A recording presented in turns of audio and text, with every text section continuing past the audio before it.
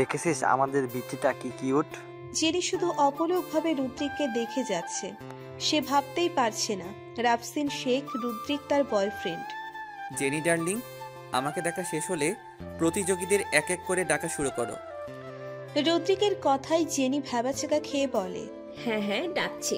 তন্ময় কিছুটা হেসে বলে, জেনির কি দোষ বল, একটু ভালো করে তাকিয়ে দেখ, সব মেয়ে নজর শুধু তোর দিকে। রুদ্রিক এক পলক বাঁকা হেসে আবারও কাজে মন দেয়। আমরা অডিটোরিয়ামের ভেতরে ঢুকতেই দেখি মেয়েদের ভিড় যেন উপচে পড়ছে। সিথি কিছুটা অবাকের সুরে বলে ওঠে, এরা সবাই অডিশন দিতে এসেছে। আসবে না আবার? তোমার ভাই অডিশন নিচ্ছে বলে কথা। সাদি ভাইয়ার কথায় সিথি কিছুটা শুকনো ঢোক গিলে বলে, ভাই নিচ্ছে অডিশন, আমি তাহলে গেলাম, আমার দরকার নাই। সিথি চলে যেতে নিলে আমি সিথির হাত খপ করে ধরে বলি, তোর ভাইয়া বাঘ নাকি ভাল্লুক? আমাকে এখানে এনেছিস তুই, এখন তুই চলে যাচ্ছিস? সাদি নিজের চশমাটা ঠিক করে বলে ওঠে, আমার মনে হয় কাজল ঠিকই বলেছে, চলো আমরা বরং এগিয়ে যাই। আমি যাচ্ছি, কিন্তু আমি তোমাদের পেছনে থাকবো। সাদি হাসে বলে, ঠিক আছে। রদ্রিক, দেখ কে এসেছে, আমাদের সাদি এসেছে, কি সৌভাগ্য আমাদের। শোভনের কথায় রুদ্রিক সাদির দিকে তাকায়। সাদির পিছনে সিথি দাঁড়িয়ে আছে নিজেকে আড়াল করে। তা সাদি, তোর তো এখন লাইব্রেরিতে থাকার কথা, এখানে কেন এসেছিস? পলকের কথায় সাদি বলে ওঠে, না, জাস্ট এমনি দেখতে এলাম অডিশন কেমন চলছে। তাছাড়া সিথি ও কাজলও অডিশন দেবে। সাদির সাথে কাজলকে দেখে রুদ্রিক দাঁত কিরমির করে কাজলের দিকে তাকায়। ছোট সাহেবের দৃষ্টি উপেক্ষা করে আমি অন্যদিকে তাকাই। জেনি আপু এইবার হেসেই বলে ওঠে, কাজল গানে নাম দিতে এসেছে? গানের গ পারে কিনা সে নিয়ে আমার যথেষ্ট সন্দেহ আছে। না মানে কখনো তো দেখলাম না কখনো কোনো গানে অংশগ্রহণ করতে, এখন যাকে তাকে তো আর গানে নেওয়া যায় না। জেনির কথায় অডিটোরিয়ামে সবাই হেসে দেয়। রুদ্রিকও হেসে বলে ওঠে, you are right Jenny darling, সত্যি যে কেউ চলে আসে যাদের গান গাওয়া নিয়ে কোনো পূর্ব অভিজ্ঞতাও নেই। সাদি, তুই বরং তোর কাজলকে নিয়ে গানের শব্দগুলো ভালো করে শিখে নিয়ে আয়, তারপর গানে অংশগ্রহণ করার জন্যে নিয়ে আসিস। রুদ্রিকের কথায় সিথি ও সাদি বাদে সবাই আর এক দফা হেসে ওঠে। জেনি আপু বলে ওঠে, কাজল তুমি আপাতত যাও, নিজেকে আর হাসির পাত্র বানিও না। আমি শুধু সকলের দিকে এক পলক তাকিয়ে মুচকি হেসে বলে উঠি, হঠাৎ হাসাহাসি করা শরীরের জন্য ভালো। ডাক্তাররা আমাদের সবসময় সাজেস্ট করে থাকেন উচ্চস্বরে হাসাহাসি করা উচিত। আমার মনে হয় আমার জন্য সবাই হাসাহাসি করে যদি নিজের শরীর ভালো রাখতে পারে তাহলে এর থেকে ভালো আর কি হতে পারে। আমার তো এখন নিজেকে নিয়ে প্রাউড ফিল হচ্ছে। আমার কথা শুনে সবাই হাসাহাসি বন্ধ করে আমার দিকে অবাক দৃষ্টিতে তাকায়। সবাই আমার দিকে অবাক দৃষ্টিতে তাকিয়ে আছে, ছোট সাহেব বাদে। তিনি শুধু নিচের দিকে সকলের আড়ালে নিজের বাঁকা দাঁতের হাসি দিলেন, যা সকলের নজরে না পড়লেও আমার নজরে ঠিকই পড়েছে। হয়তো তিনিও আন্দাজ করতে পেরেছিলেন আমার উত্তর। আমি সবার হাসি থামানো দেখে চোখ জোড়া ছোট ছোট করে বলে উঠলাম, কি হলো তোমাদের? হাসাহাসি বন্ধ করে দিলে কেন? হাসো সবাই, আরো জোরে হাসো। সবাই চুপ হয়ে রয়েছে। সিথি ও সাদি ভাইয়া মুখ টিপে হাসছে। জেনি আপু আমার দিকে অগ্নি দৃষ্টি নিক্ষেপ করে বলেন, এসব করে কি ভেবেছ আমরা তোমাকে সিলেক্ট করে নেব? আমি জেনি আপুর চোখের দিকে তাকিয়ে বলে উঠি, আমার যোগ্যতা থাকলে অবশ্যই আপনি সিলেক্ট করতে বাধ্য, এমনকি ভার্সিটির ভিপিরও সাধ্য নেই। কথাটা বলেই উনি আমার দিকে তাকালেন। ও, তার মানে তুমি মনে করো তোমার যোগ্যতা আছে? আমি এবার জেনি আপুর দিকে এগিয়ে গিয়ে হাসি মুখে বললাম, যদিও গানে আমার নাম দেওয়ার ইচ্ছে ছিল না, কিন্তু এইবার আমি সত্যিই দিব।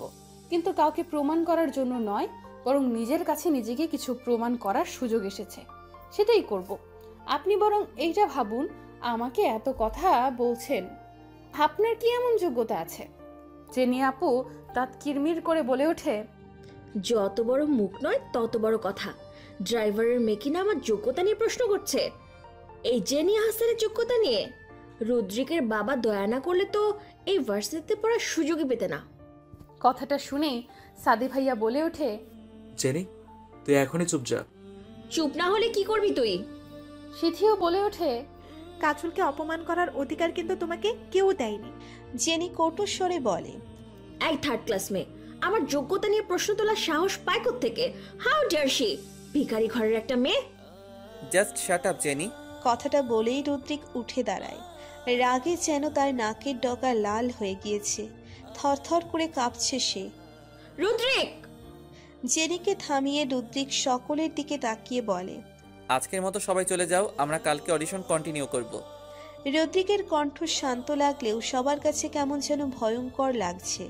তার সবাই আস্তে আস্তে চলে যেতে শুরু করে। আমি শুধু চুপ হয়ে সব দেখে যাচ্ছি, একদম স্বাভাবিকভাবেই দাঁড়িয়ে আছি। এখন অডিটোরিয়ামে শুধু আমি, সাদি ভাইয়া, সিথি, জেনি আপু ও ছোট সাহেব। জেনি, এখনই তুমি 3 তলায় চলে এসো। এক্ষুনি মানে এক্ষুনি। কিছুটা ধমকের সুরে কথাটি বলে আমার দিকে এক পলক তাকিয়ে চলে গেলেন ছোট সাহেব। জেনি আপু যত দ্রুত সম্ভব ওনার পেছন পেছন চলে গেলেন। আমাকে নীরব থাকতে দেখে সিথি কিছুটা অবাকের সুরেই বলে, জেনি আপু তোকে এত কিছু বলে গেল আর তুই চুপ ছিলি কেন? সাদি ভাইয়াও তাল মিলিয়ে বলে উঠলেন, আমিও তাই ভাবছি। কাজল তো শান্ত থাকার মেয়ে নয়, সবসময় উচিত জবাব দেয়। আমি ওদের কথা শুনেই কিছুটা গলায় বলে উঠলাম, এইবার আমাকে কিছু করতে হবে না, আমার হয়ে উচিত জবাব দেওয়ার মানুষ চলে এসেছে আমার জীবনে। কে সে? সিথির প্রশ্নে আমি কিছুটা মুচকি হেসে উত্তর দিলাম, আছে একজন। জেনি 3 তলায় চলে আসে, কিন্তু রুদ্রিককে না দেখতে পেয়ে বলে ওঠে, রুদ্রিক কোথায় তুমি? আমাকে শুনতে পাচ্ছ? জেনির কথার সাথে সাথে পেছন থেকে কেউ তার হাত মোচড়ে ধরে। জেনি ব্যথায় চিৎকার করতে যাবে, কিন্তু তার আগেই রুদ্রিক তার মুখ চেপে ধরে বাঁকা হেসে বলে ওঠে, জেনি ডার্লিং, লাগছে বুঝি? আমারও লেগেছিল জানো, বুকের ভিতরে গিয়ে সোজা লেগেছিল। কাজলকে বলা তোমার প্রত্যেকটা অপমানজনক কথা আমার বুকের মাঝখানে লেগেছিল, ঠিক এইভাবেই। কথাটা বলেই রুদ্রিক আরও জোরে মুচড়ে ধরে জেনির হাত। জেনি শুধু মুখ দিয়ে করছে, ব্যথায় বোধহয় এক্ষুনি মারা পড়বে। জেনি নিজের হাত ধরে রুদ্রিকের হাতে খামচে ধরছে, কিন্তু রুদ্রিক আরও চেপে ধরছে জেনির হাত। রুদ্রিকের বন্ধুরা উপরে এসে এইসব দৃশ্য দেখে কোনোরকম রুদ্রিকের হাত থেকে জেনিকে ছাড়িয়ে নেয়। জেনি জোরে জোরে শ্বাস নিতে নিতে তন্ময়ের কাঁধে ঢলে পড়ে। জেনির হাত পুরো কালচে রং ধারণ করেছে। পলক রুদ্রিকের কাঁধ ঝাঁকিয়ে বলে ওঠে, কি হয়েছে রুদ্রিক? তুই এভাবে জেনিকে কোনো টর্চার করছিস? শোভন এক পলক জেনির দিকে তাকিয়ে রুদ্রিকের উদ্দেশ্যে বলে ওঠে, তুই কি সত্যিই মানুষ রদ্রিক? না মানে তুই দেখেছিস কি হাল করেছিস তুই জেনির? রুদ্রিক এইবার দ্বিগুণ চিৎকার করে বলে ওঠে,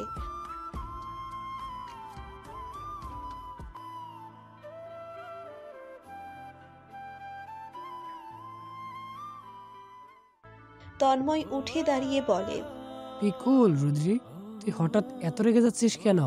তাও ওই কাজলের জন্য? কি আছে কি কাজলের মাঝে? তন্ময়ের কথায় রুদ্রিক কিছুটা শান্ত হয়ে এক পলক জেনির দিকে তাকায়। এর আগের মাথায় সে কি করেছে নিজেও বুঝতে পারছে না। রুদ্রিক হালকা সুরে বলে, জেনিকে তোরা ওর বাড়ি পৌঁছে দিয়ে আয়। কথাটা বলেই রুদ্রিক গটগট করে নিচে চলে যায়। শোভন কিছুটা অবাক হওয়া গলায় বলে, আমি সত্যি বুঝতে পারছি না রদ্রিক ঠিক কি চাই। জেনি কোনো রকম উঠে দাঁড়িয়ে শক্ত গলায় বলে, রুদ্রিককে নিয়ে ভাবার অনেক সময় তোরা পাবি, আপাতত আমাকে বাড়িতে পৌঁছে দিয়ে। দেখ জনি, রুদ্রিক নিজের রাগের মাথায়। পলককে থামিয়ে জেনি বলে, আমাকে দয়া করে আপাতত বাড়িতে পৌঁছে দিয়ে। রুদ্রিকের সঙ্গে বাকি হিসেব আমি পরে বুঝে নেব। দিয়া ল্যাপটপ টাইপ করতে করতে আপন মনে বলে ওঠে, ভাইয়া আপাতত জরুরি মিটিংয়ে গেছেন, এই সুযোগে একটা সেলফি তুলে নিই। দিয়া কাজের ফাঁকে আর একটা সেলফি তুলে নেয়। ম্যাম, সারাদিন শুধু সেলফি তুললেই চলবে নাকি কিছু কাজও করবেন? কারো কণ্ঠস্বর শুনে দিয়া পিছনে তাকিয়ে দেখে সুদর্শন একজন দাঁড়িয়ে আছেন। দিয়া শুকনো গলায় বলে, নাকবুসা হ্যান্ডসাম অ্যাসিস্ট্যান্ট, আপনি এতক্ষণ আমাকে লুকিয়ে লুকিয়ে দেখছিলেন? কত বড় সাহস আপনার! কথাটা বলেই দিয়া কোমরে হাত গুজে দেয়। হ্যান্ডসাম নামটা ঠিক আছে, তাই বলে নাকবোচা অ্যাসিস্ট্যান্ট? কিছুটা হতাশার সুরে বলে লাজুক। সিথিকে বিদায় দিয়ে আমি তাকিয়ে দেখি ভার্সিটির কিছুটা দূরে ছোট সাহেব সানগ্লাস পরে দাঁড়িয়ে আছেন। আমি এগিয়ে গিয়ে বলে উঠি, কি এত ভাবছেন?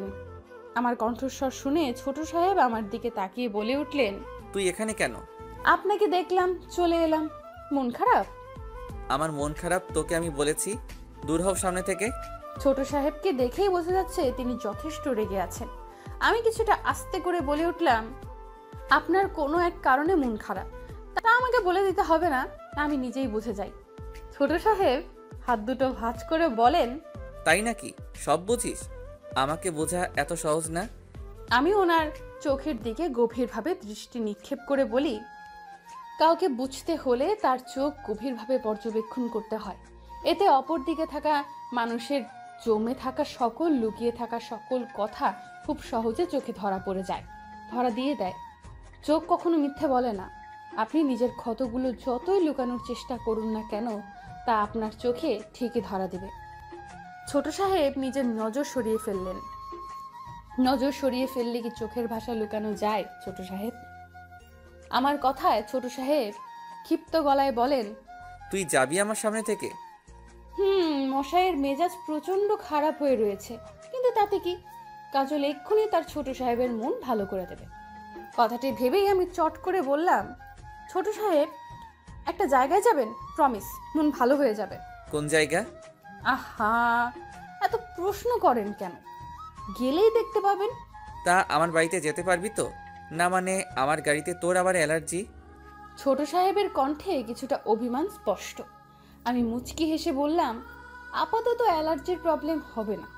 রুদ্রিক কাজলের হাসির দিকে তাকিয়ে থাকে। মেয়েটি এত অদ্ভুত সুন্দরভাবে হাসে কিভাবে? সুন্দরেরও অনেক প্রকার ধরন আছে। এই মেয়ে অদ্ভুত সুন্দরভাবে হাসে। এই অদ্ভুত হাসি দেওয়ার ব্যাখ্যা দেওয়া বোধহয় রুদ্রিকের সাধ্য নয়। গাড়ি আনমনে ছুটে চলেছে। আমি জানালার পাশে বাইরের দৃশ্য দেখে যাচ্ছি। ছোট সাহেব নিজের মতো গাড়ি চালিয়ে যাচ্ছেন। এক্ষুনি বোধহয় গোধূলি বেলা পড়বে মনে হয়। আমি হুট করে বলে উঠলাম, গাড়ি থামান। রুদ্রিক জোরে ব্রেক কষে। কাজল তাড়াতাড়ি গাড়ি থেকে বেরিয়ে পড়ে। কাজল আস্তে, এত তাড়াহুড়োর কি আছে? আমি যত সম্ভব নদীর পাড়ে ছুটে এলাম। প্রকৃতির মৃদু বাতাসে নদীও সমান তালে বয়ে চলেছে। পানিগুলো আমার বড্ড ছুতে ইচ্ছে করছে। আকাশে তাকিয়ে দেখি আকাশটা গোধূলির রঙে রঙিন হয়ে রয়েছে, যেন রঙের উৎসব চলছে। রুদ্রিক গাড়ির পাশে দাঁড়িয়ে গোধূলি উপভোগ করছে, কিন্তু তার দৃষ্টি শুধুমাত্র কাজলে সীমাবদ্ধ। গভীরভাবে পর্যবেক্ষণ করছে কাজলকে। হঠাৎ করে রুদ্রিকের ফোন বেজে ওঠে। রুদ্রিক ফোনের স্ক্রিনে তাকিয়ে দেখে আফজাল শেখ ফোন করেছেন। রুদ্রিক তাড়াতাড়ি ফোনটি কেটে দেয়। রুদ্রিক আবারও তাকিয়ে দেখে কাজল নেই। কাজল কোথায় গেল? রুদ্রিকের মনে অজানা ভয় ঢুকে যায়। কাজল কোথায় গেল? রুদ্রিক আশপাশ তাকিয়ে কাজলকে খুঁজতে শুরু করলো।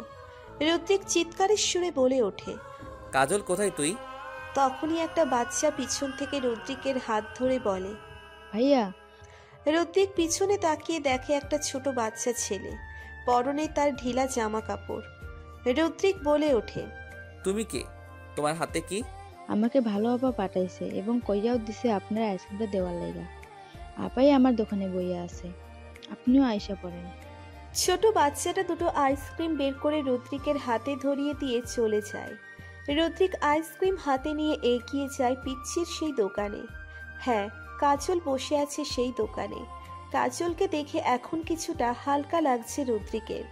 কত বড় দায়িত্বহীন মেয়েটা, কতটা ভয় পেয়েছিল সে। মেয়েটা কি এইবারও বোঝে না? কাজলকে এইবার চরম ধমক দিবে কথাটি ভেবেই রুদ্রিক এগিয়ে গেল, কিন্তু মুহূর্তের জন্য রুদ্রিকের চোখ জোড়া যেন নিষ্পলকভাবে আটকে গেল কাজলের দিকে। কাজল বাচ্চাদের মতো আইসক্রিম খাচ্ছে, মুখে একেবারে ভরে গেছে আইসক্রিম দিয়ে। কাজলের গোলাপের মতো লাল গালে আইসক্রিম লেগে গিয়েছে। রুদ্রিক শুকনো ঢোক গিলে মনে মনে বিড়বিড় করতে থাকে, তুই ভয়ঙ্কর হরণকারী, সব তুই। হ্যাঁ হ্যাঁ কাজল, তুই ভয়ঙ্করী। গালে কিছু স্পর্শ পেয়ে আমি পাশে তাকিয়ে দেখি ছোট সাহেব টিস্যু পেপার দিয়ে আমার গাল পরিষ্কার করে দিচ্ছেন। আমি নড়ে চড়ে উঠতেই উনি ধমকে বললেন, ডোন্ট মুভ। মুখ কি করেছিস দেখেছিস? তুই কি বাচ্চা? হ্যাঁ। কথাটা বলেই উনি আমার আরও এগিয়ে যত্ন সহকারে টিস্যু দিয়ে মুখটা পরিষ্কার করে দিতে থাকেন। আমি খোলা চুল হওয়ায় ওনার মুখে সব গিয়ে পড়ছে। আমি শুধু ওনার কার্যকলাপ দেখে যাচ্ছি। উনি আমার দিকে এক পলক তাকিয়ে দূরে সরে যান, কিছুটা ঝাঁঝালো কণ্ঠে বলেন, তুই আমাকে না বলে চলে এসেছিস কেন? জানিস আমি কত। বাকি কথাটুকু বলতে গিয়ে থেমে যান উনি। ভয় পেয়ে গিয়েছিলেন বুঝি? আমার প্রশ্নে উনি কিছুটা থতমত খেয়ে বলেন, আমি আবার কিসের ভয় পাবো? রুদ্রিক সে কোনো কিছুর ভয় পায় না। হয়তো আমাকে হারানোর ভয় পেয়েছিলেন। উনি আমার কথায় উঁচু গলায় বললেন, তোকে হারানোর ভয় আমি পাবো কেন? তুই আমার কে? তোর যা ইচ্ছে হোক, আই ডোন্ট কেয়ার। তুই শুধু আমাদের বাড়ির সামান্য ড্রাইভারের মেয়ে। ছোট সাহেব, কোনো কোনো সময় সামান্য মানুষ আমাদের জীবনে গুরুত্বপূর্ণ হয়ে ওঠে।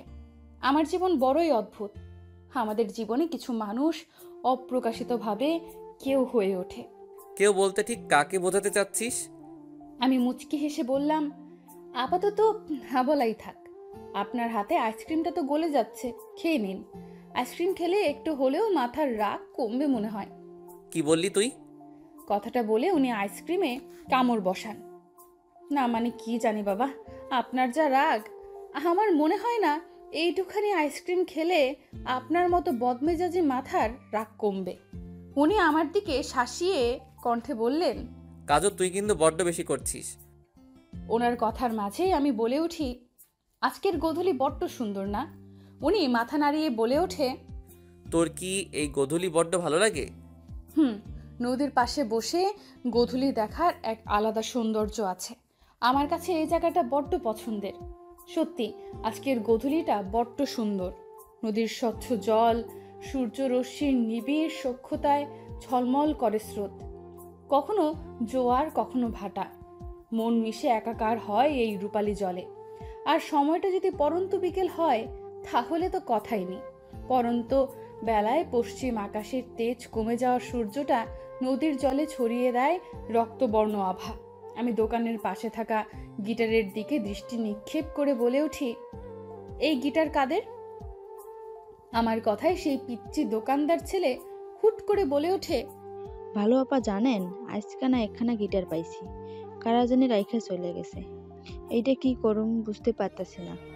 আমি উঠে দাঁড়িয়ে গিটারটা হাতে নিয়ে চট করে ওনার কাছে গিয়ে বলে উঠি, একটা গান গাইবেন? উনি আমার চমকে বলেন, কি বলছিস কি? আমি গাইতে পারবো না। আমার একটি অনুরোধ রাখবেন না? কাজলের অনুরোধ কেন যেন ফেলতে পারল না রুদ্রিক। উনি গিটারটা হাতে নিয়ে আমার চোখের দিকে গভীর দৃষ্টিতে তাকিয়ে গান গাইতে শুরু করেন। দেখলে তোকে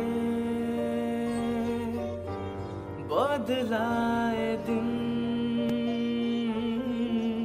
বদলায় রাত, বদলায় ঘুম, সঙ্গে সময়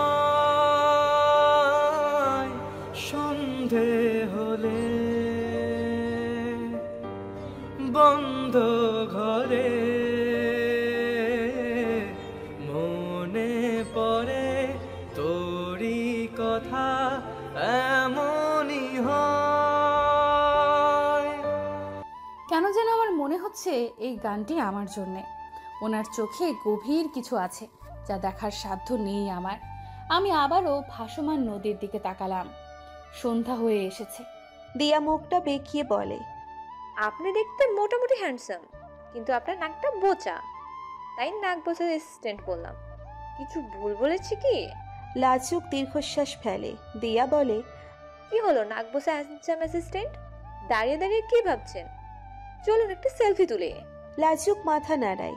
দিয়া হেসে লাজুকের সাথে একটা সেলফি তোলে। লাজুক জানে দিয়াকে বলে কিচ্ছু বোঝানো যাবে না। তার কপালে জুটেছে এক সেলফি পাগল বস। কি আর করবে, কপাল খারাপ হলে যা হয় আর কি। লাজুকের ভাবনার মাঝেই দিয়া বলে ওঠে, নাক বোচা হ্যান্ডসাম অ্যাসিস্ট্যান্ট, আপনি কিন্তু কালকে আমার সাথে শপিংয়ে যাবেন। আমাকে কিন্তু ভুলেও মানা করবেন না, ভুলে যাবেন না আমি আপনার বস। ছুটকি বসে গভীর মনোযোগ দিয়ে টিভি দেখছে। আমি ছুটকির মাথায় টোকা মেরে বলি, তোর না সামনে পরীক্ষা, যা পড়তে বস, এখন নো টিভি। তখনই বাবা বাড়িতে গিয়ে ঢুকলেন। ছুটকি নিজের মাথা বুলিয়ে বাবার কাছে গিয়ে কিছুটা নালিশের সুরে বলেন, বাবা দেখো, আপাই শুধু সারাদিন পড়তে বস করে, আমি কিন্তু সারাদিন পড়ি। কি পড়ে তা তো বোঝাই যাচ্ছে, ফাঁকিবাজ একটা। আমার কথায় বাবা হেসে বলেন, তোমার আপাই তো ঠিক বলেছে মা, সামনে পরীক্ষা পড়তে হবে তো। কথাটা বলেই বাবা সোজা রান্নাঘরে ঢুকে মায়ের কাছে গিয়ে বললেন, রাহেলা, তুমি আজকে তোমার হাতের স্পেশাল পায়েসটা বানিয়েছো তো? বাবার কথায় মা মাথা নেড়ে বলে, বানিয়েছি। মা আজকে হঠাৎ পায়েস? আমার কথা শুনে বাবা বলে উঠলেন, তুই তো জানিস মা, বড় সাহেব তোর মায়ের হাতের পায়েস কত পছন্দ। আজকে বড় সাহেব আবদার জুড়ে দিলেন তিনি তোর মায়ের হাতের পায়েস খাবেন, তাই আর কি তোর মাকে বলেছি পায়েস করতে। মা পায়েস টিফিন বক্সে প্যাক করে বলেন, কাজল, তুই বরং গিয়ে পায়েসের বাটিটা নিয়ে শেখ বাড়িতে দিয়ে আয়। আমি সম্মতের সুরে বলে উঠি, ঠিক আছে মা। রুদ্রিক বাড়িতে এসে সোজা আফজাল শেখের মুখোমুখি এসে পড়বে তা হয়তো ভাবতে পারেনি। আফজাল শেখ সোফায় বসে খবরের কাগজ পড়ছিলেন। ছেলেকে দেখে তিনি যেন শান্তি পান। কতদিন পরে ছেলেকে দেখছেন উনি। ছেলেটাকে জড়িয়ে ধরতে ইচ্ছে করছে ওনার, কিন্তু আফসোস, ইচ্ছে থাকলেও উপায় নেই। রুদ্রিক আফজাল শেখকে উপেক্ষা করে উপরে চলে যেতে নিলেই আফজাল শেখ হতাশার সুরে বলেন, এতদিন পরে আমাদের দেখা হলো, কিন্তু তুমি আমাকে উপেক্ষা করে চলে যাচ্ছ রুদ্রিক। বাবা হিসেবে কি এটুকু কি আমার প্রাপ্য নয়? তুমি আমার সাথে একটু হলেও কথা বলবে, কেন এভাবে এড়িয়ে যাচ্ছ? রুদ্রিক পিছনে না ঘুরে ক্ষিপ্ততার সুরে বলে, নিজেকে আর যাই বলুন, আপনি আমার বাবা হওয়ার যোগ্যতা অতীতে হারিয়ে ফেলেছেন। আপনার সাথে কথা বলা তো দূর, আপনার মতো ঘৃণিত এক লোকের সাথে একই ছাদে থাকতে হচ্ছে, এটাই আমার জন্য সবথেকে বড় কষ্টদায়ক বিষয়। কথাটি বলেই রুদ্রিক কটকট করে উপরে চলে যায়। আফজাল শেখ বসে পড়ে। বড্ড কষ্ট হচ্ছে ওনার। জেসমিন শেখ এসে আফজাল শেখের কাঁধে হাত রেখে বলে ওঠে, আপনি ঠিক আছেন তো? আপনি রুদ্রিকের কথায় কিছু মনে করবেন না। আফজাল শেখ নিজেকে কোনো রকম ঠিক করে বলে ওঠেন, না না, আমি রুদ্রিকের কথায় কিচ্ছু মনে করিনি, তুমি কিছু চিন্তা করো না। এদিকে আমি শেখ বাড়িতে ঢুকতেই ছোট সাহেবের সব কথা আমি শুনে ফেলি। ছোট সাহেবের সাথে একমাত্র ঈশানী মেম সাহেব ছাড়া কারো তেমন ভালো সম্পর্ক নেই এটা জানতাম, কিন্তু ছোট সাহেব কেন বড় সাহেবকে কেন ঘৃণা করেন? কি হয়েছিল অতীতে? ছোট সাহেব, আপনার কি এমন কষ্ট? খুব করে জানতে ইচ্ছে করে। সাহেব গটগট করে উপরে চলে গেলেন। মনের কথাটা মনে চেপে রাখলাম। ছোট সাহেবের কথায় তীব্র কষ্ট রয়েছে। অতীতে এমন কিছু হয়েছিল যার জন্য ছোট সাহেব প্রতিনিয়ত কষ্ট পাচ্ছেন, এমনকি এবারে সকলেই কষ্ট পাচ্ছে। কি এমন হয়েছিল অতীতে? আমাকে জানতেই হবে। আমার ভাবনার মাঝে বড় মেম সাহেব বলে উঠলেন, কাজল মা, তুমি কখন এলে? এই তো মাত্রই এলাম। কথা বলে আমি এগিয়ে গিয়ে টিফিন বক্সটা বড় সাহেবের দিকে এগিয়ে দিয়ে বলে উঠলাম, বড় সাহেব, মা আপনার জন্য পায়েস পাঠিয়েছে। বড় সাহেব টিফিন বক্সটা নিয়ে খুশি হয়ে বললেন, আমার কাজল মা আমার জন্যে পায়েস নিয়ে এসেছে, খেতে তো হবেই, আমার যথেষ্ট পছন্দের। মতিউর বলেছে, তাই না? সত্যি, আমার সব কিছুর খেয়াল রাখে মতিউর। আমি মুচকি হাসি দিলাম। বড় সাহেবের কথার মাঝেই বড় মেম সাহেব বলে ওঠে, শুধুই কথা বলবেন? খেয়ে নিন, দিয়া চলে আসলে কিন্তু খেতে পারবেন না। বড় সাহেব চামচ দিয়ে খুব তৃপ্তি সহকারে খেয়ে বললেন, এই না হলে পায়েস? ভাবির হাতে পায়েস মানেই বেস্ট। এখানে কি হচ্ছে? দিয়ার কণ্ঠস্বর শুনে আফজাল শেখ তাড়াতাড়ি পায়েসের বাটি সরিয়ে ফেলেন। না না, তেমন কিছু না। আরে কাজল, তুই কখন এলি? আচ্ছা, এসেছিস যখন, চল সবাই মিলে একটা সেলফি তুলি।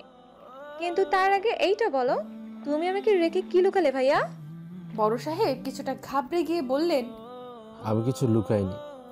দিয়া পিপি এগিয়ে গিয়ে চট করে পেছন থেকে টিফিন বক্সটা বের করে ফেলে। ব্রু কুচকে বলে, তুমি পায়েস খাচ্ছিলে? কাজল, তুই এনেছিস তাই না?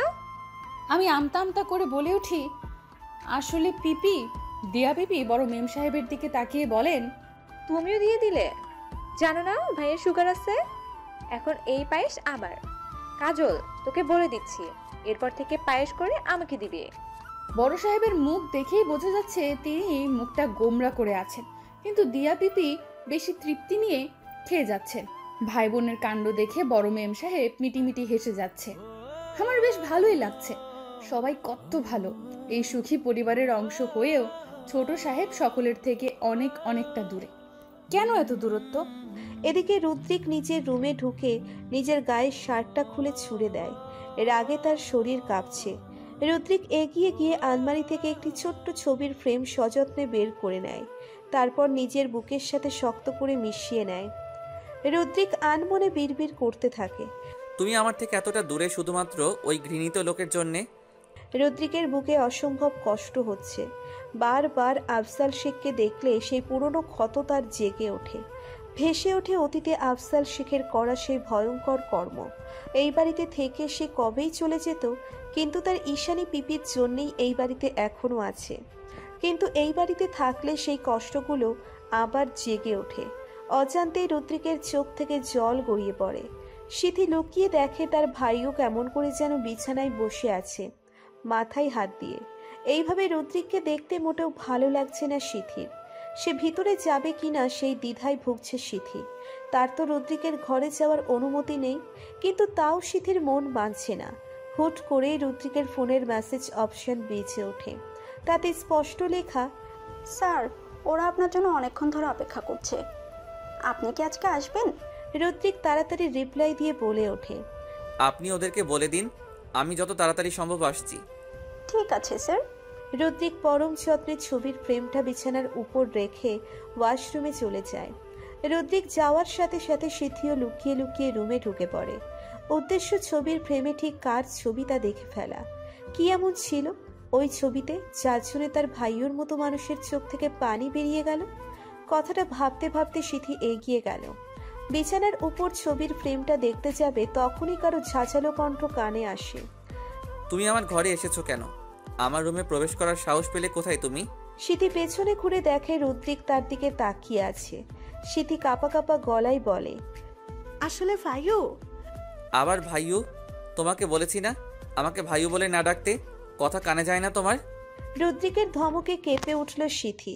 রুদ্রিক আবারও ধমকে বলে ওঠে, get out of my room right now and I don't want to see you in this room. আমার রুম থেকে এখনই বেরিয়ে যাও, এই রুমে তোমাকে যেন না দেখি। সিথি অসহায় মুখ নিয়ে রুম থেকে বেরিয়ে যায়। আমার ভাবনার মাঝেই বড় মেম সাহেব বলে ওঠে, তা কাজল, তুমি সিদির সাথে দেখা করবে তো? আমি সম্মতির সাথে বলি, আমি বরং দেখা করে আসি। কথাটা বলেই আমি উপরের দিকে পা বাড়ালাম। সিঁড়িতে পা বাড়াতেই ঈশানী ম্যামের সাথে আমার ধাক্কা লেগে যায়। কিছুটা তাড়াহুড়ো করে উনি প্রবেশ করছিলেন, যার ফলে আমার সাথে ধাক্কা লেগে যায়। আমি সরি বলতেই উনি রাগান্বিত স্বরে বলে ওঠেন, ইউ ব্লাডি, ভালো করে দেখে চলতে পারো না? ধাক্কা তো আপনি আগে দিয়েছেন ঈশানী ম্যাম, আমি দেইনি। আমার সোজাসুজি কথায় উনি আরো রেগে গিয়ে বলেন, অসভ্য মেয়ে একটা। জানো তুমি কার সাথে কথা বলছো? ড্রাইভারের মেয়ে হয়ে মালিকের সাথে তর্ক করো? আমি মুচকি হেসে বললাম, আমাকে ক্ষমা করবেন, আসলে আমি উচিত কথা বলার সময় কে মালিক কে ড্রাইভার এসব দেখি না ঈশানী ম্যাম। বড্ড বেশি কথা বলছো তুমি। ছোটবেলা থেকেই আমার একটু বেশি কথা বলার অভ্যাস, কি করব ম্যাম বলুন। ঈশানী ম্যাম বোধহয় আরও কিছু বলতে চাইছিলেন, কিন্তু ঘড়ির দিকে তাকিয়ে তাড়াতাড়ি চলে যান। যাওয়ার আগে তিনি আমাকে কিছুটা শাসিয়েই বললেন, তোমাকে আমি পরে দেখব। আমি আর কিছুই না ভেবে উপরের দিকে চলে যাই। আসলে ওনার স্বভাব সম্পর্কে এই 2 বছরেই আমি খুব ভালো করেই পরিচিত হয়ে গিয়েছি।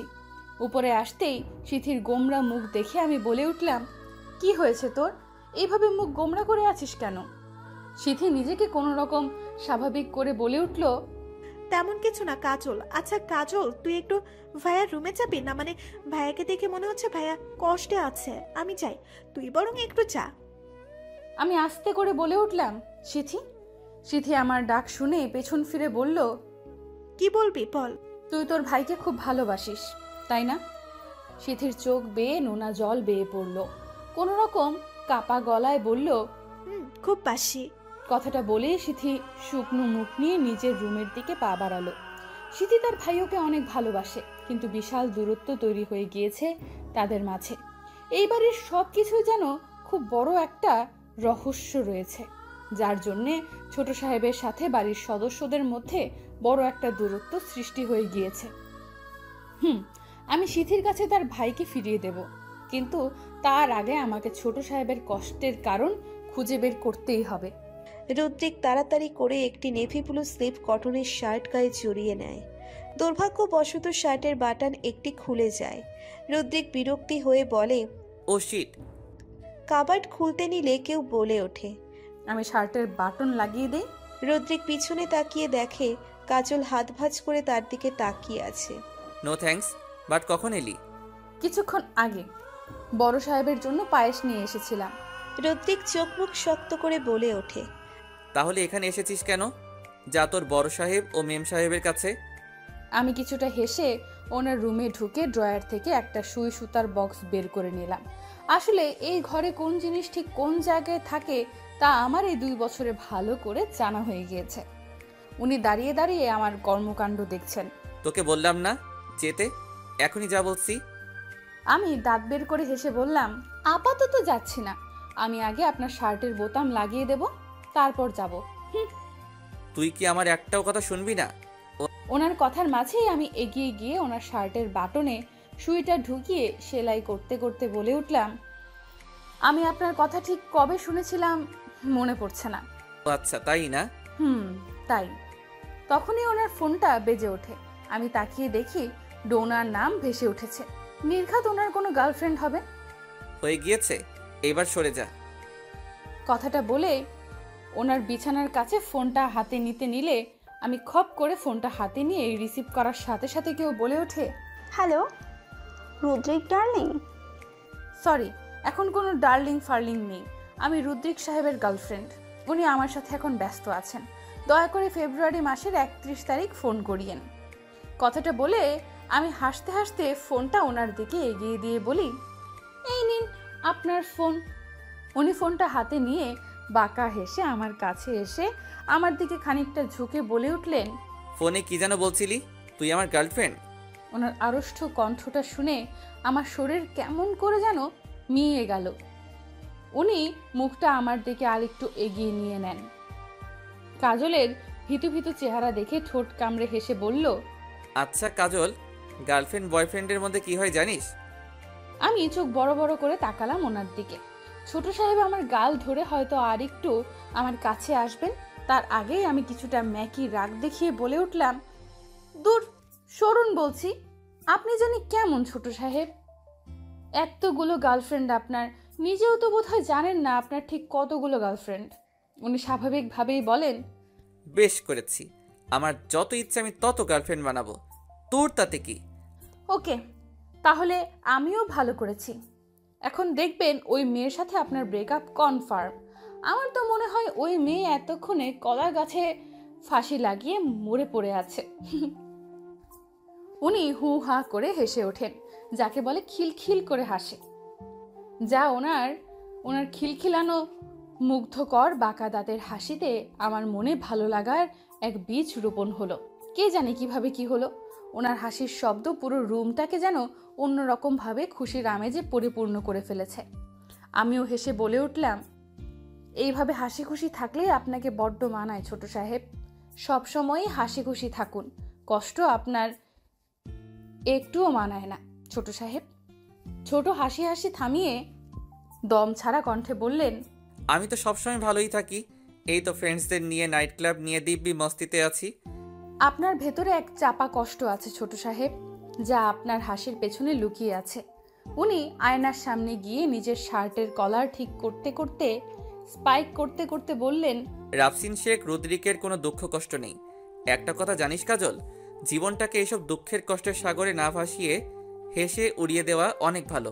ওনার কথা বলার মাঝখানেই ওনার ফোনটা বেজে ওঠে। উনি রিসিভ করে বলে, আমি আসছি। উনি তড়িঘড়ি করে কোথায় যেন চলে গেলেন। ক্লাবে গেলেন? আমার মনে হচ্ছে না, বিষয়টা দেখতে হবে। কথাটা ভেবেই আমি ওনার পিছে যেতে নিলে সিথি পেছন থেকে বলে ওঠে, কাজল তুই কোথায় যাচ্ছিস? ছোট সাহেব কোথায় যাচ্ছে তা আমাকে দেখতে হবে। প্রতিদিনের মতো ক্লাবেই যাবে? না সিথি, আমার মনে হচ্ছে উনি অন্য জায়গায় গিয়েছেন। তুই একটা কাজ কর, সাদি ভাইয়াকে কল কর। লাজুক রান্নাঘরে ঢুকে ভাতের হাঁড়ি বসিয়ে দেয়। লাজুক নিচের ফ্ল্যাটে একাই থাকে, মা থাকেন গ্রামে। একা থাকার সুবাদে নিচের রান্নাটা নিজেকেই করতে হয় তার। বয়স 32-এর কোঠায় পৌঁছলেও সে অবিবাহিত, কিন্তু মা বিয়ে কর বাবা বলে তার কান ছালাফালা করে দিয়েছে। যদিও সে আপাতত বিয়ে করতে রাজি নয়, তার ভাবনার মাঝেই মেসেজের টুনটান বেঁচে ওঠে। দিয়া মেসেজ পাঠিয়েছে। দিয়ার মেসেজ পড়ে লাজুক হেসে বলে, দিয়া ম্যাম, আপনি সত্যি অন্যরকম। সেলফি পাগলি। সবার কাছেই খবর নিলাম, রুদ্রিক কোথাও নেই। সিথি কিছুটা উত্তেজিত হয়ে বলল, তাহলে ভাইয়া কোথায় গেল? আমার কিন্তু বড্ড চিন্তা হচ্ছে। আমি সিথিকে থামিয়ে বললাম, আমাদের আগে জানতে হবে উনি ঠিক কোথায় গিয়েছেন। ফোনে উনি কাউকে বলল ওয়েট করতে, কিন্তু কাকে করতে বলল? কিন্তু আমরা কি করে জানবো রুদ্রিক কোথায় গেল? সাদে ভাইয়ার প্রশ্নে আমিও কিছুটা চিন্তিত হই। তখনই আমি খেয়াল করি ছোট সাহেবের গাড়ি আমাদের গাড়ির সামনে দিয়ে চলে গেল। আমি চিল্লিয়ে বললাম, সাদে ভাইয়া, ওনার গাড়ি, তাড়াতাড়ি ফলো করুন। সাদে ভাইয়া আমার কথায় গাড়ি ঘুরিয়ে ফেলে। আজকে জানতেই হবে উনি ঠিক কোথায় যান। কিছুক্ষণ পরেই ওনার গাড়ি থেমে যায়। উনি গাড়ি থেকে বেরিয়ে এমন এক জায়গায় প্রবেশ করে যা দেখে আমরা তিনজন স্তব্ধ হয়ে যাই। ছোট সাহেব গাড়ি থামিয়ে বেরিয়ে কিছু শপিং ব্যাগ হাতে নিয়ে একটি বাড়ির ভেতরে ঢুকে গেলেন। আমরা তিনজনও লুকিয়ে লুকিয়ে ওনার পেছন পেছন চলে গেলাম। বাড়ির সামনে আসতেই বাড়ির নাম মায়াকুঞ্জ দেখে আমার মনে এক অদ্ভুত ভালো লাগা সৃষ্টি হলো। বাড়িটার আশেপাশে গাছপালা দিয়ে পরিপূর্ণ।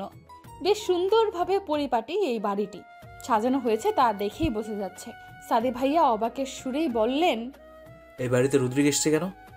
এই বাড়িতে রুদ্রিক আসে তো আমরা কেউ জানি না। আমিও তাই ভাবছি সাথে ভাইয়া, ভাইও হঠাৎ এখানে এলো কেন? সিথির কথার মাঝে আমি বলে উঠলাম, এখানে দাঁড়িয়ে থাকলেই কি আমরা উত্তরটা পাবো? আমাদের ভেতরে যেতে হবে এবং দেখতে হবে আসল ব্যাপারটা। আমার কথায় সিথি ও সাদি ভাইয়া দুজনেই মাথা নাড়ালো। তখনই আমাদের কানে বাচ্চাদের হই হুল্লোড়ের শব্দ ভেসে উঠল। আমি তিনজন সঙ্গে সঙ্গে সদর দরজা দিয়ে বাড়ির ভেতরে ঢুকতেই যেন তিনজন স্তব্ধ হয়ে গেলাম। বাড়ির দক্ষিণ দিকে একটি ছোট্ট বাগানে ছোট সাহেব কিছু ছোট ছোট বাচ্চাদের সঙ্গে তাল মিলিয়ে খেলাধুলো করছেন। শপিং ব্যাগ নিয়ে নানা রকম চকলেট, আইসক্রিম এনে বাচ্চাদের মাঝে তিনি বিলিয়ে দিচ্ছেন। বাচ্চারাও পরম আনন্দে চকলেট আইসক্রিম খেয়ে নিচ্ছে। আমরা তিনজন ঠিক কী রিয়্যাক্ট করব তা বুঝতে পারছি না। আমাদের দাঁড়িয়ে থাকতে দেখে একজন বয়স্ক করে মহিলা এগিয়ে এসে বললেন, তোমরা কে বাবা? সাদি ভাইয়া কিছুটা চমকে বললেন, না মানে আসলে আমি রুদ্রিকের বন্ধু। আপনি কে? বৃদ্ধ মহিলাটি থমথমে গলায় বললেন, আমি এখানে বাচ্চাদের দেখাশোনা করি। তোমরা এখানে এসেছো কেন বাবা? যত তাড়াতাড়ি সম্ভব চলে যাও এখান থেকে। কিন্তু কেন? সিথির প্রশ্নে উনি বললেন, রুদ্রিক বাবা চায় না কেউ এই বাড়ির সম্পর্কে কিছু জানুক। রুদ্রিক বাবা বড় ভালোবাসা নিয়ে ছোট ছোট বাচ্চাদের জন্য এই বাড়িটি তৈরি করেছে। রুদ্রিক বাবা যদি জানে তোমরা এখানে এসেছো তাহলে সত্যি খুব রাগ করবে। তাই বলছি চলে যাও। রুদ্রিক এই বাড়ি তৈরি করেছে মানে? এবারে রুদ্রিকের? বাবা, রুদ্রিক বাবা খুব ভালোবেসে এই বাড়িটি তৈরি করেছে। আপনি আমাদের আরও কিছু বলবেন এই বাড়ি সম্পর্কে? প্লিজ দিদুন, আমাদের জানাটা খুব জরুরি। বৃদ্ধ দিদুন হয়তো আমার কথা ফেলতে পারেননি, তাই বললেন, কিন্তু আমাকে আগে রুদ্রিক দাদু ভাইয়ের কাছে গিয়ে অনুমতি নিতে হবে। কিন্তু তোমরা যখন বলছো তাহলে ভেতরে চলো। আশা করি রুদ্রিক বাবাকে তোমরা সামলিয়ে নেবে। সাদি ভাইয়া নিজের চশমাটা ঠিক করতে করতে বললেন, দিদুন, আপনি একদম চিন্তা করবেন না। কাজল স্টেশনে রুদ্রিক মানা করতে পারবে না। আপনি আমাদের নিয়ে চলুন। ঠিক আছে, তাহলে ভেতরে চলো। আমি যেতে পারবো না। তুই তো জানিস কাজল ভাইও আমাকে দেখলেই রেগে যাবে। তাহলে এখন কি হবে? আমার কথা শুনে সাদি ভাইয়া কিছুক্ষণ ভেবে চট করে বললেন, কাজল, তুমি বরং দিদুনের সাথে যাও, জেনে নাও এইবারের ঠিক রহস্য। আমরা দুজন বরং বাইরে গাড়িতেই অপেক্ষা করব। আমি সম্মতি দিয়ে বললাম, তাহলে ঠিক আছে। তাহলে দিদুন, আপনি কাজলকে নিয়ে ভিতরে যান, আমরা এখানে অপেক্ষা করব। ঠিক আছে, তাহলে দিদি ভাই ভেতরে চলো। কথাটা বলেই উনি বাগানের দিকে চলে গেলেন। কিন্তু আমাদের মাথায় ঘুরছে বিভিন্ন প্রশ্ন। এদিকে রুদ্রিককে দেখে ছোট্ট মুস্কান দৌড়ে এসে রুদ্রিকের কোলে বসে পড়ল। মুস্কান আদো আদো গলায় বলল, বা ফ্রেন্ড, তুমি এসেছ? আমার চকলেট কই? রুদ্রিক ছোট্ট মুস্কানের গালে চুমু খেয়ে একটা বড় চকলেটের বক্স দিয়ে বলল, আমি আমার ছোট্ট গার্লফ্রেন্ডের জন্য চকলেট না এনে কি আমি পারি? মুস্কান খিলখিল করে হেসে উঠল। রদ্রিক মুস্কানকে ভালোবেসে ছোট্ট গার্লফ্রেন্ড মুস্কান এই বাড়ির সব থেকে ছোট্ট সদস্য। এখানে সব বাচ্চাদের বয়স 5 থেকে 8 বছরের মতো হলেও মুস্কানের বয়স 4 বছর। রদ্রিকের সব থেকে আদরের মুস্কান। তখনই তিয়াশা এসে বলে, ভালো হয়েছে স্যার আপনি এসে পড়েছেন, ওরা তো আপনাকে ছাড়া খাচ্ছিলই না। রদ্রিক হেসে বলল, তুমি গিয়ে সব খাবার রেডি করো, আমরা একসাথে খাবো। কি বলো ছোট গার্লফ্রেন্ড? মুস্কান সহ সকল বাচ্চারা ইয়াহু বলে ওঠে। রদ্রিক মুস্কানকে কোলে নিয়ে বলল, তো আমরা সবাই এখন খেয়ে তারপর অনেক খেলবো, ঠিক আছে? পল্টু রদ্রিকের হাতের আঙ্গুল ধরে বলল, ভাইয়া আমাদের সাথে থাকবে তো? রদ্রিক হেসে বলল, অবশ্যই, আমার পল্টু বাবু যখন বলেছে তখন তো থাকতেই হবে। তার আগে সবাই লক্ষ্মী মতো খেয়ে নিবে, ওকে? সবাই একসাথে ওকে বলল। আমিও দিদুন দূর থেকেই ছোট সাহেব ও বাচ্চাদের দেখে যাচ্ছি। কত খুশি ছোট সাহেব। এই ছোট সাহেবকে আজকে সত্যি আমার অচেনা লাগছে। রাগী অহংকারী ছোট সাহেব কিনা এই অনাথ বাচ্চাদের এত ভালোবাসেন, এদের সাথে এতটা আনন্দ করেন। এ যেন আমি এক অন্য ছোট সাহেবকে আবিষ্কার করলাম। আমি প্রাপ্তির এক হাসি হাসলাম। মায়াকুঞ্জ বাড়িটি এক প্রকার অনাথ আশ্রমও বলা চলে, কিন্তু এই বাড়ির প্রত্যেকটি শিশুর রুদ্রিকের পরম আপনজন। নিজের পরিবারের সদস্যের মতোই আগলে রাখে রুদ্রিক বাবা। তা তো বুঝতেই পারছি।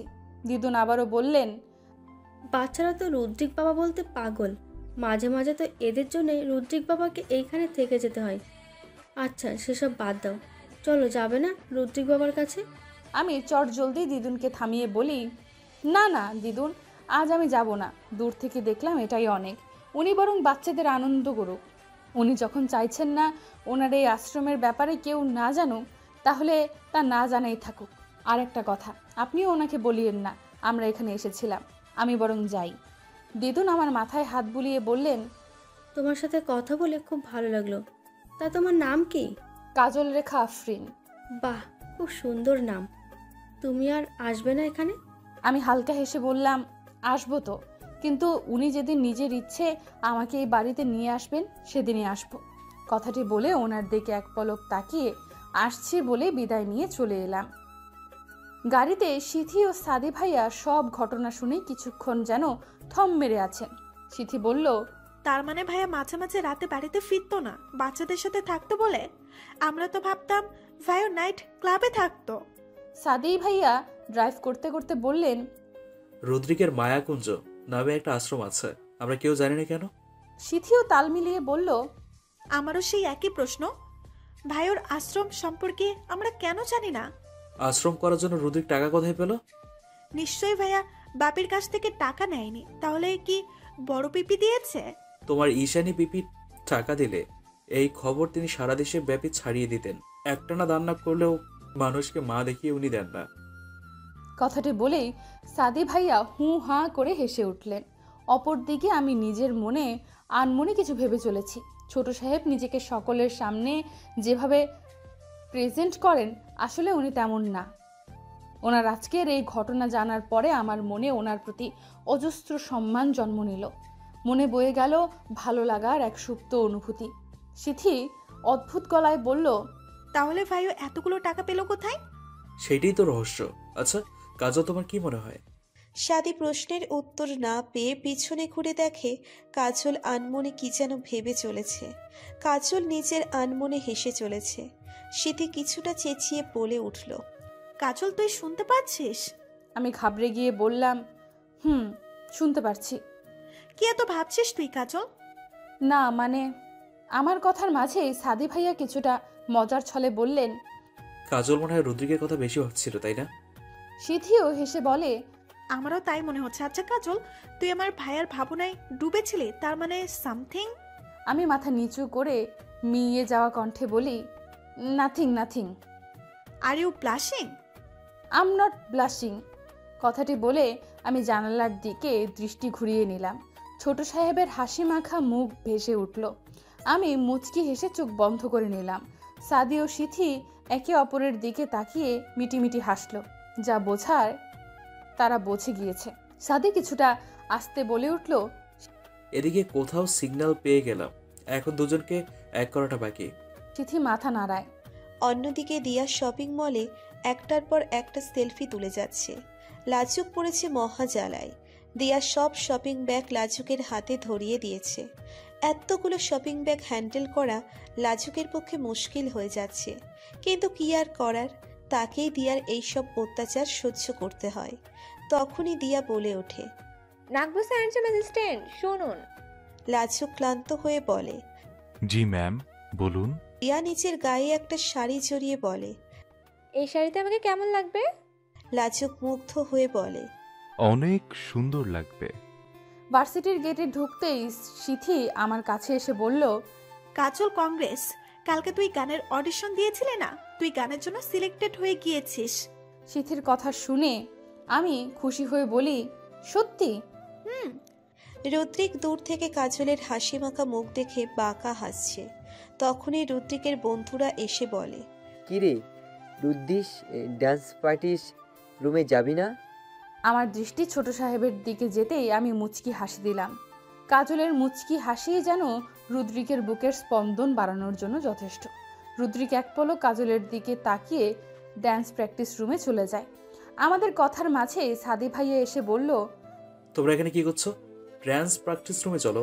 কিন্তু সেখানে গিয়ে কি করব? আমার প্রশ্নে সিথি বিরক্ত হয়ে বলল, এত প্রশ্ন না করে আমাদের সাথে চল। ড্যান্স প্র্যাকটিস রুমে রুদ্রিক পড়েছে মহা মুশকিলে। ফাংশনে রুদ্রিক ও জেনির কাপল ডান্স পারফরমেন্স করতে হবে, কিন্তু জেনি গত 3 দিন ধরে আসেনি। রুদ্রিক ঝাঁঝালো কণ্ঠে বলে, জেনি এতটা দায়িত্বহীন কিভাবে হতে পারে? জেনি জানে আজকে আমাদের প্র্যাকটিস, তবুও কেন আসেনি? তন্ময় বলল, তুই অন্তত এই কথা বলিস না রুদ্রিক। তুই ওর যা অবস্থা করেছিলি আমরা সবাই দেখেছি। তাছাড়া ওর মন মেজাজ ভালো না। কার মন মেজাজ ভালো না? কথাটা বলেই সাদি, কাজল ও সিথি প্রবেশ করলো। সাদিকে দেখে রুদ্রিক ভ্রু কুঁচকে বলল, তোরা এখানে কেন এসেছিস? সাদি দাঁত বের করে হেসে বলল, আসলে আমি ভেবেছিলাম আমি আর কাজলও একটা কাপল ডান্স দিব, কেমন হয়? রুদ্রিক দাঁতে দাঁত চেপে বলল, খুব বাজে হয়। সাদি ভাইয়ার কথায় আমি চমকে গেলাম। আমি কিছু বলতে যাব তার আগেই সিথি আমাকে চোখ দিয়ে ইশারা করে চুপ থাকার জন্য। সাদি ভাইয়া আবারও হেসে বলল, সত্যি রুদ্রিক, তুইও খুব ভালো মজা করতে পারিস, মিউজিক অন কর। কথাটি বলে সাদি ভাইয়া আমার দিকে হাত বাড়িয়ে বললেন, লেটস স্টার্ট কাজল। রুদ্রিক রক্তচক্ষু নিয়ে একবার কাজলের দিকে তাকালো আর একবার সাদির দিকে। আমি কি করব বুঝতে পারছি না, তবুও হাত বাড়িয়ে দিতে নিলে পেছন থেকে উনি আমার কোমর টেনে ধরে আমাকে নিজের মধ্যে নিয়ে নেন। উনি আমার হাতজোড়া নিজের হাতের মধ্যে সীমাবদ্ধ করে ফেললেন। উনি সাদি ভাইয়ের দিকে তাকিয়ে বাঁকা হেসে বললেন, সাদি তুই পড়ুয়া ছেলে, লাইব্রেরিতে গিয়ে পড়, এইসব ড্যান্স তোর কাজ নয়। কথাটা বলে উনি আমার কোমর নিজের দিকে আরেকটু টেনে নেন। আমি ওনার বুকে গিয়ে পড়ি। উনি জোরে বললেন, মিউজিক স্টার্ট কর। সঙ্গে সঙ্গে গান ভেসে উঠল। ছোট সাহেব আমার কোমর টেনে নিজের সাথে আমাকে আবদ্ধ করে ফেলেন। রুদ্রিকের এমন কাণ্ডে রুদ্রিকের সব বন্ধুরা অবাক। সাদি মিটিমিটি হাসছে। কাজলের প্রতি রুদ্রিকের এতটা জেলাসির কারণ তারা ঠিক বুঝতে পারছে না। শোভন হাতের গিটারটা রেখে বলল, সত্যি রদ্রিক ঠিক কি চাই তা বুঝতে পারছি না। রুদ্রিকের দিনের পর দিন কাজলকে নিয়ে পজিটিভ হয়ে উঠেছে। পলকের কথায় তন্ময় সায় দিয়ে বলে, আমি জাস্ট অবাক হয়ে গেছিলাম সেদিন রুদ্রিক কিভাবে জেনির সাথে ব্যবহার করলো। 3 দিন ধরে জেনি ভার্সিটিতেও আসছে না। ইথান কিছুক্ষণ ভেবে বলে, আমার মনে হয় রুদ্রিক লাইক কাজল। শোভন চট করে বলে, ইম্পসিবল। রুদ্রিক যা অবস্থা দেখছি সবকিছুই পসিবল। পলকের কথায় শোভন আর কিছুটা মিইয়ে যাওয়া সুরে বলে, আমি সত্যি বুঝতে পারছি না সামনে কি হবে। স্পিকারে হালকা মিউজিকে গান বেজে ওঠে।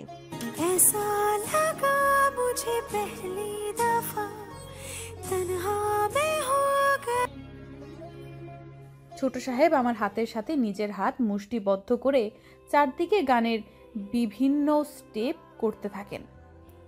আমিও ওনার সাথে তাল মিলিয়ে গানের স্টেপগুলো করার চেষ্টা করতে থাকি। তখনই সেখানে জেনি চলে আসে। রুদ্রিক ও কাজলকে এতটা কাছে দেখে সে তাড়াতাড়ি দরজার আড়ালে চলে যায়। এই কাজল সামান্য ড্রাইভারের মেয়ের জন্যে রুদ্রিক তার গায়ে হাত তুলেছে। জেনি নিজের হাত মুষ্টিবদ্ধ করে ফেলে। প্রচণ্ড রাগ হচ্ছে তার এইভাবে রুদ্রিক ও কাজলকে একসাথে দেখে। না, জেনি এখন কিছুতেই নিজের মাথা গরম করবে না। ঠান্ডা মাথায় যা করার করতে হবে। জেনি দূর থেকে তন্ময়, পলক, শোভন ও ইথানকে ইশারা করে তার সাথে দেখা করতে। জেনির ইশারায় তারা সবাই আস্তে আস্তে প্র্যাকটিস রুম থেকে চলে যায়। সিথি ও সাদি মুগ্ধ হয়ে যাচ্ছে দুজনের ডান্স দেখে। কত সুন্দরভাবে দুজন গানের প্রতিটি স্টেপ পূরণ করে যাচ্ছে। সাদি সিথিকে মৃদু ধাক্কা দিয়ে বলে, তোমাকে এখানে আর থাকতে হবে না, চলো ওদের আপাতত একা ছেড়ে দিই। সিথি মুখটা ফুলিয়ে বলে, ওদের কত ভালো লাগছে, আর একটু দেখে যাই না। সাদি নিজের চশমা ঠিক করতে করতে বলে, তোমার আর বুদ্ধি হবে না, এখানে আর কাবাবের হাড্ডি হতে হবে না। চলো আমার সাথে লাইব্রেরিতে গিয়ে তোমার কিছু নোটস সমাধান করে দেব। পড়ার কথা শুনে সিথি মুখ শুকিয়ে ফেলে। কথাটি বলেই সাদি সিথির হাত ধরে নিয়ে চলে যায়। প্র্যাকটিস রুমে একেবারে ফাঁকা হয়ে গিয়েছে। রুমে শুধু কাজল ও রুদ্রিক রয়েছে।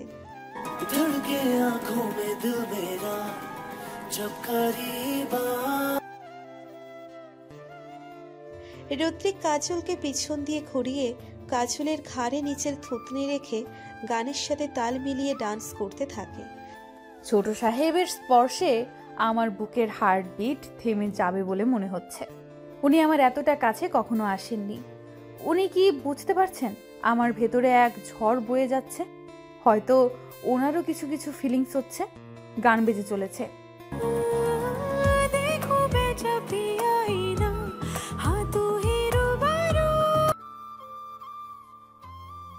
আমি ওনার কাঁধে নিজের হাত রেখে গানের সাথে তাল মিলিয়ে ড্যান্সের স্টেপ করতে থাকি। উনি গানের তাল মেলাতে মেলাতে আমার চোখে গভীরভাবে দৃষ্টি নিক্ষেপ করে বললেন, ভালো লাগার অনুভূতির কত রং কাজল, তাই না? যেমন?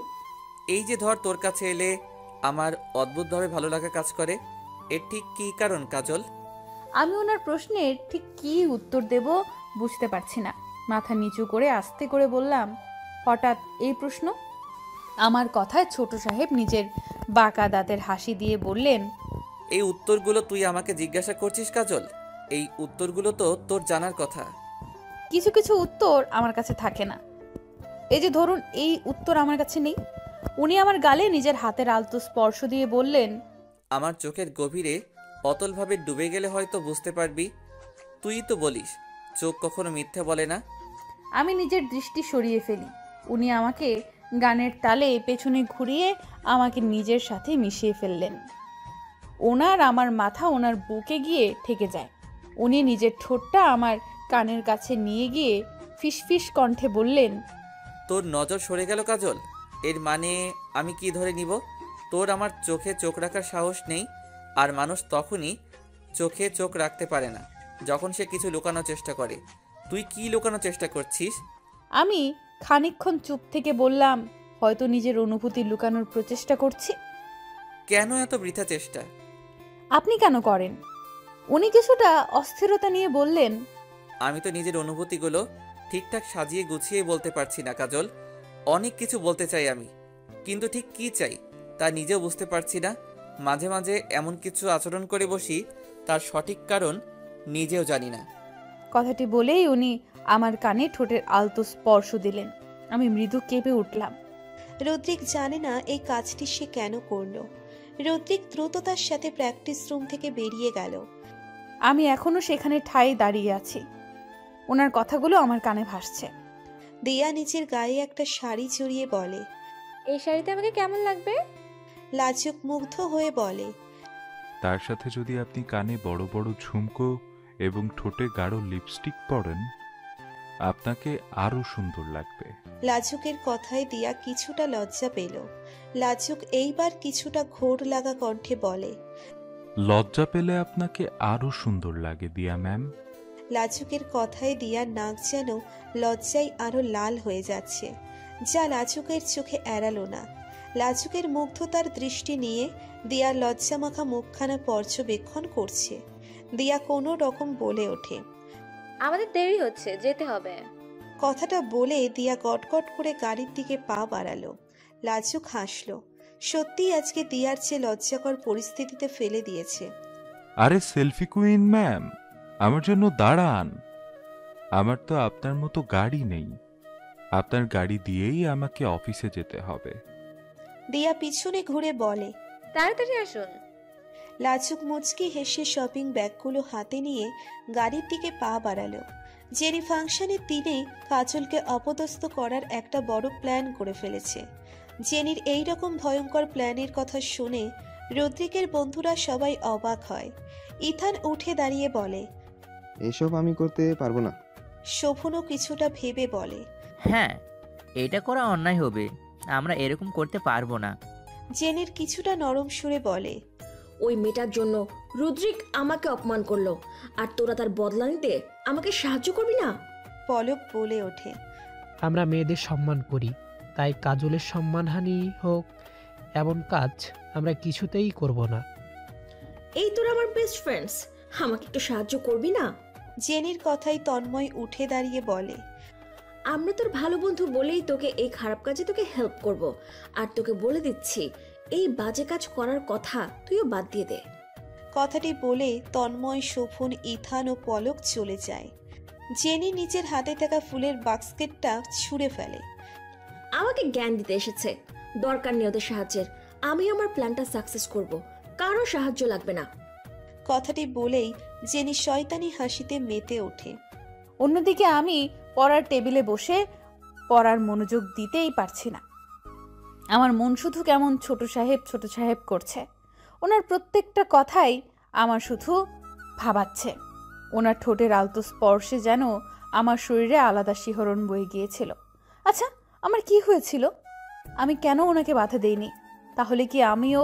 না, এটা হতে পারে না। কিন্তু একটা কথা তো মানতে হবে, আশ্রমের কথাটা জানার পর থেকে ওনার প্রতি আমার যেমন সম্মান বেড়ে গিয়েছিল, তেমনি আমার মনে সৃষ্টি হয়েছিল একরাশ ভালোবাসা। তখনই হুট করে ছুটকি হেসে ফেলল। হেসে বলল, আপাই দেখো, তোমার গোলাপের মতো গালগুলো কেমন লাল হয়ে গিয়েছে। আমি ছুটকির কথা শুনে তাড়াতাড়ি আয়নায় নিজেকে ভালো করে দেখলাম। আমার গাল সত্যিই লাল হয়ে গিয়েছে। তার মানে আই এম ব্লাশিং। ছোট সাহেবের কথা ভাবলে আমি এত লজ্জা পাচ্ছি কেন? জানি না এর উত্তর। আমি হুট করে ছোট সাহেবকে এমন এক মেসেজ দিলাম যার কারণে সঙ্গে সঙ্গে ছোট সাহেব আমাকে ফোন দিলেন। ছোট সাহেব জানেন, ভালো লাগা থেকে ভালোবাসার এক নতুন অধ্যায় শুরু হয়। কথাটি আমি লিখে দ্রুততার সাথে ওনাকে মেসেজ করে পাঠিয়ে দিলাম। রাস্তা দিয়ে হেঁটে চলেছে রুদ্রিক। গায়ে তার ফর্মাল সাদা শার্ট, গলায় ঝুলে থাকা টাইয়ের নাটটা খুলে ফেলল। প্রচন্ড গরম লাগছে। একটিবার মায়াকুঞ্জু বাড়িতে যেতে হবে। রুদ্রিকের এই গেট আপ চেঞ্জ করে নর্মাল ড্রেস আপ করতে হবে। রুদ্রিকের ভাবনার মাঝেই তার ফোনের মেসেজ টোন বেজে উঠল। কাজলের মেসেজ পেয়ে কিছুক্ষণ সেদিকে তাকিয়ে রইল রুদ্রিক। মেসেজ, ভালো লাগা থেকে ভালোবাসার অধ্যায় শুরু। কিভাবে? কথাটা আনমনে বিড়বিড় করলো রুদ্রিক। না, কাজলের থেকেই জানতে হবে। কথাটি ভেবেই রুদ্রিক রাস্তার এক কিনারে গিয়ে নিজের ফোনটা বের করে কাজলের নাম্বারে ফোন করলো। আমার মেসেজ দেওয়ার সঙ্গে সঙ্গে ছোট সাহেবকে আমাকে ফোন দিলেন। ওনার নাম্বার দেখে আমার নিজের অজান্তেই মুখে হাসি ফুটে উঠল। ছুটকি একবার আমার ফোনের দিকে তাকালো, আরেকবার আমার দিকে, তারপর ব্রুকুচকে বলল, গল্পটির দ্বিতীয় সিজন কেমন লাগলো? গল্পটি লেট করে দেওয়ার জন্য আমরা আন্তরিকভাবে দুঃখিত। পরবর্তী সিজন পেতে হলে চ্যানেলটি সাবস্ক্রাইব করে পাশে থাকা বেল আইকনটি বাজিয়ে দিন। ধন্যবাদ।